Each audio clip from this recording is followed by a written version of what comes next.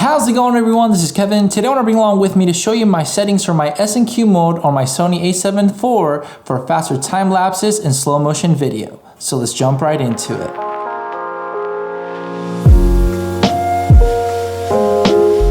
I made a video previously talking about my favorite setting on the A7 IV. That is basically this little knob where you can go from photo mode to video mode to S&Q mode, which is very fast when you want to kind of go in between for photos, videos, and well, whatever you set up your S&Q mode for. I personally set up my S&Q mode for time lapses and for my 120 frames per second at 10-bit color depth, because if you do it just on your memory kind of for the video, it doesn't give you 10-bit. At least I haven't found it. So if you have, please let me know down below so I can, see what you've done. But if you're here, obviously, thank you. You're gonna find out the reasoning why I do this and how to set it up yourself so that you can do faster photos, videos, and your S&Q mode basically for the settings that I use for that. Now, mainly we're just gonna cover the S&Q because it's just for the slow motion and time lapses, so it's a lot faster rather than having to go into like the slow motion settings of your like video mode where you can have it on the like 1, 2, 3s kind of scenario right here.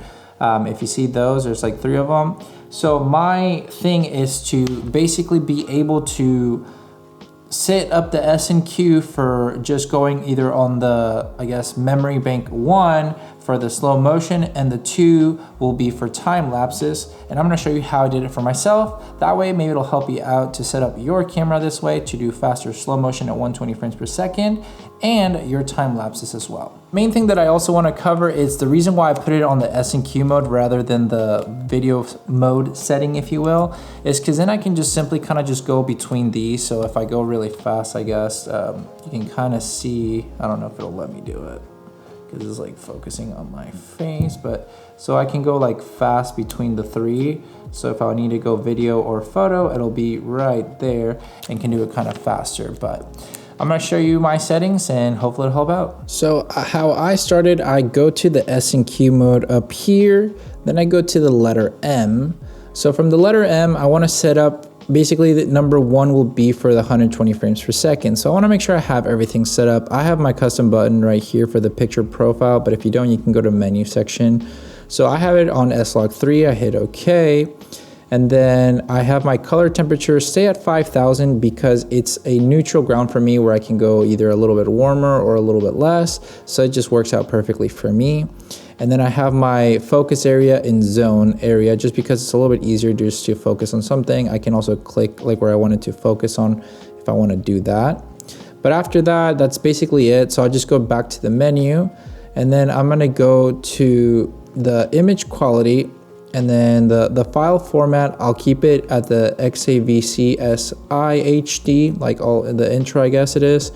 Keep it there and then go to the S&Q setting, hit the right arrow, pick my frame rate, which I want to keep at 24 frames because that's usually what I do in a timeline, so that it slows it down for me automatically. And now for the frame rate, I'm going to go to 120 frames per second. And you'll see right away that it has 10-bit right there for me. I can't change anything there. It just says not available as follows, but it just keeps it there for me even though it says that. I don't know why it does, but it does.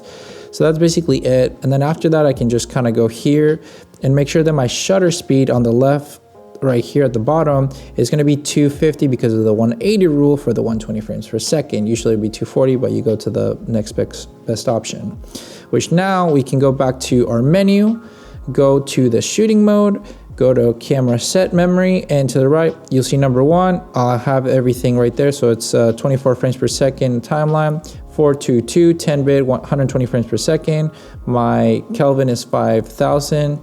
My base ISO that I just leave it at is 640, and then my shutter speed is 250. I have everything here set up for basically right now it has it in manual focus because there's no lens connected. So if I were to connect a lens, so now I have my lens right here, so it has it saved. I can put it down to 2.0 because that's the lowest, so that way anytime it connects to something that's above like 2.8, it'll still have it. So then I go to the focus mode. I want continuous because that's what I wanted at. Then I can go to the camera set memory, and now it has everything that I want, and hit OK.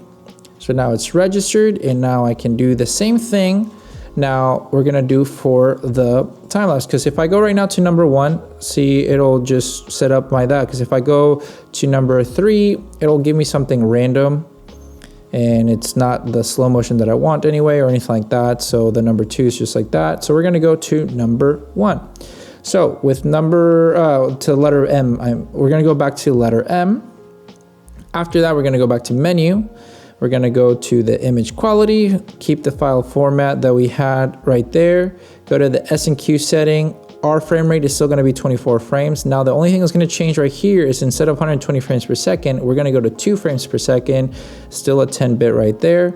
Now we can go back to just kind of hitting I just go back to the main thing right here where I can check that I have my picture profile. Everything looks the same as how I had it for the 120 frames per second when it comes onto the Kelvin, as well with the focus area. So now from there, all I have to do is just go back to shooting mode, set camera set memory, and I'll go to the number 2 to set it up right there. And bam, we have it set. So now if I go to number 1, it has it set right there. If I go to number 2, now it has it set for basically the time lapses. But what I noticed that I kept here in the bottom left is a 250 shutter speed, which I want to bring it down to probably a 30, just because I want it to be a little bit more blurry for my time lapses, and then adjust either the ISO or add an ND filter. So I'm gonna go and drop it down to about, let's go with 30. Everything else is the same. Go back to menu, camera set memory, go to number 2, and it's registered. So now, if you see me kind of move across the camera over here, it looks like very choppy because it's doing 2 frames per second. So if I go to number 1, that's my slow motion. So if I go, it looks normal. If I go to number 2, well, it starts to look a little bit less nice. It's choppy, which means that it's just doing the frames per second for time lapses.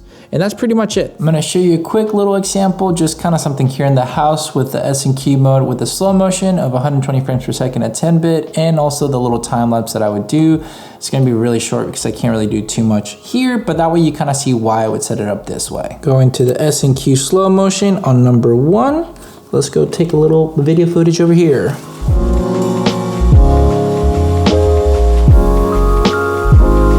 And now for the little time lapse, I'm just gonna put it on here and kind of walk around a little bit, and that's it, nothing too crazy, but that way, you know, you see what it would be like if you were to do a time lapse with this mode.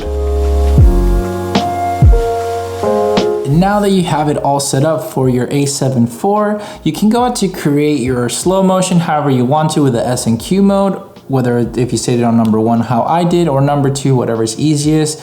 You'll know what's best for you. This is just what I do, so I can have a quicker, basically just set up to be able to do time lapses in slow motion. If I'm only gonna bring 1 camera, like I said, I've said this before, I guess. I usually use my A7S III when it comes down to video, and then this more for photography, but I do use it as a video camera if I do need to, just because, well, sometimes I just want to condense down to 1 body, 1 lens, or something like that, you know, keep those 2 things together. But this will help you out to basically be faster, because like I said in my video of my favorite thing about this camera is just that you can go from photo mode to video mode to S&Q mode like that with this little knob, which I kind of wish the A7S III had that, but it is what it is. But this will help you out to create some tasty time lapses and some nice buttery 120 frames per second at 10-bit, so that you can have nicer footage whenever you want to, and you still have your dedicated video little kind of switch right here to have your 24 frames, 60 frames, and so on, like how I have it. And now I can go out and create everything well-rounded, my photos and everything in between with that. So that's basically when it comes down to just the S&Q mode, and hopefully it'll help you out to go out and create more stuff. But with all that said and done, guys, thank you so much for watching this video. Make sure to like and subscribe, share this video with a friend, and I'll catch you guys in the next one. See ya.